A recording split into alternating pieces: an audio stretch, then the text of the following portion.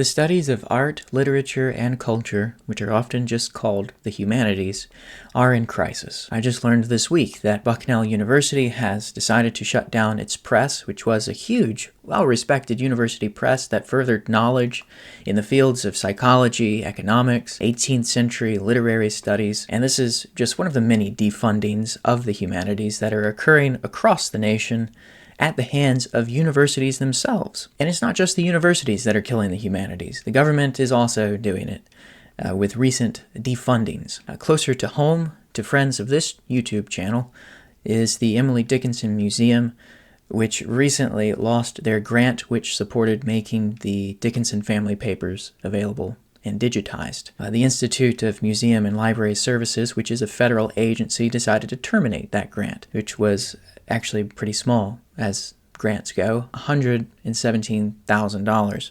But stories like this abound, and that the humanities are under attack is a truth universally acknowledged at this point. Recent articles and books with such titles as Eric Adler's recent They're Killing the Humanities on Purpose, which was published this month, Luke Menand's The Marketplace of Ideas, Reform and Resistance in the American University, published in 2010.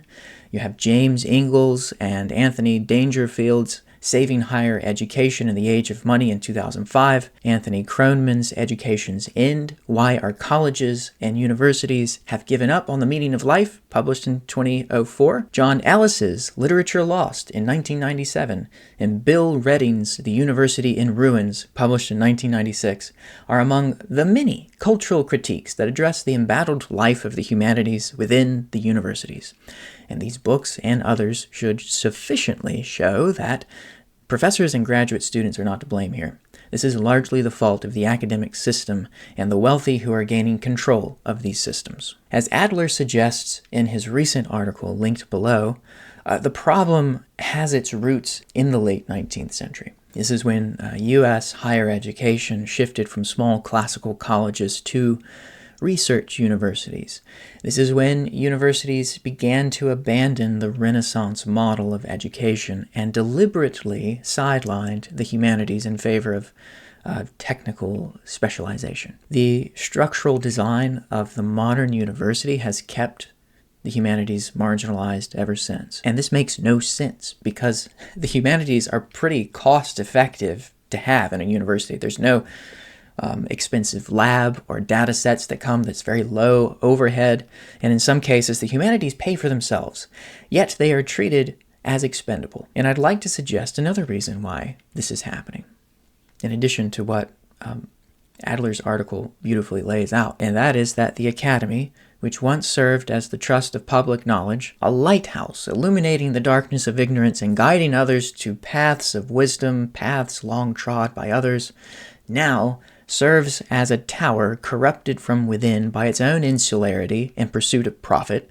looking upon the shores below with disinterest and even disdain. Francis Bacon, in his essay, The Advancement of Learning, published in 1601, could have addressed the academy today when he criticized those who seek knowledge as, quote, a tower of state for a proud mind to raise itself upon, or a fort for commanding ground for strife and contention, or a shop for profit or sale.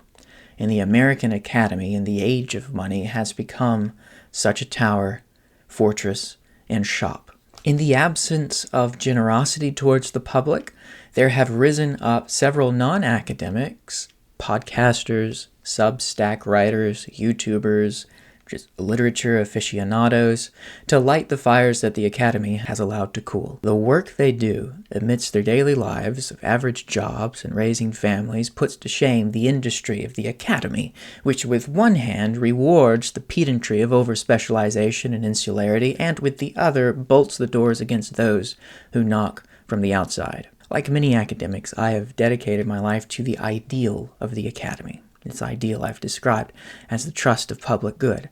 And I've known so many graduate students, young professionals, independent and affiliated scholars, tenured professors at universities who have dedicated their lives to the same ideal and whose teaching and research and books they write continue to fulfill the calling of a true academic. And I don't think anyone has described the calling of the academic better than Samuel Johnson, who in his brief essay titled On the Character and Duty of an Academic, 1793, wrote the following. And he uses the masculine pronouns here in a general neuter way. So we should understand this to mean any academic. He wrote, "An academic is a man supported at the public cost and dignified with public honors that he may attain and impart wisdom.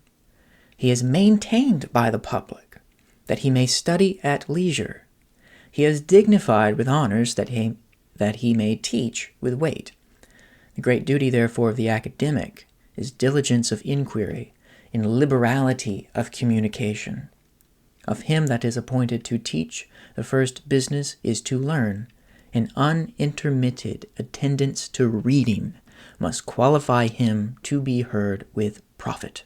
Our colleges may be considered as the citadel of truth where he is to stand on his guard as a sentinel, to watch and discover the approach of falsehood, and from which he is to march out into the fields of controversy and bid defiance to the teachers of corruption. For such service he can only be fitted by laborious study, and study therefore is the business of his life, the business which he cannot neglect without breaking a virtual contract with the community. This vocation of the academic is no longer supported by the current model of academia, neither is it rewarded by academia. The adjunctification of labor, the publish or perish culture, the marginalization of teaching, the administrative bloat, and the general erosion of the liberal arts has created an environment in which the duty of the academic is nearly impossible. But it's time for academics to acknowledge that the humanities are shifting territory. Beyond the walls of the university, they are enjoying a new life. Where the universities have failed, non-academic readers and self-learners, the class of individuals that Samuel Taylor Coleridge called the clerisy, are committing themselves to the life of the mind. Readers, writers, autodidacts, and the communities of learners outside the university are preserving the tradition of the humanities. They're sharing knowledge and wisdom. They're improving language and experimenting creatively and cultivating new fields of the imagination. The public instinctively values the humanities, where the university refuses to acknowledge their value. The health of the humanities has depended upon the protection of institutions and upon the vitality of communities who love them. And if the university would recover its vocation today, the academic would, then the universities would rediscover what its own history already testifies, and that is that renewal comes when it learns from the life already thriving beyond its walls. Those still within the academy, graduate students or professors and scholars, must work to open the gates of learning and to share the life of the humanities with those who already cherish it. Start publishing in journals that are open access is one way that this works, even though such journals often don't have the same prestige. Scholars must cease to regard this flourishing public interest in the humanities as peripheral or amateur. It is often amateur, but it can be cultivated. Academics must recognize instead that the energy now sustaining the arts, language, and literature and philosophy lies in these communities of voluntary learners. Universities should be willing to meet public interest through open lectures, public seminars, podcasts, YouTube channels, and other fora where the wider world is welcomed into this broader conversation. And if they do not, their place both in the university and in their societies will continue to diminish. It's time to strengthen what remains where it remains, and right now, it's outside of the university.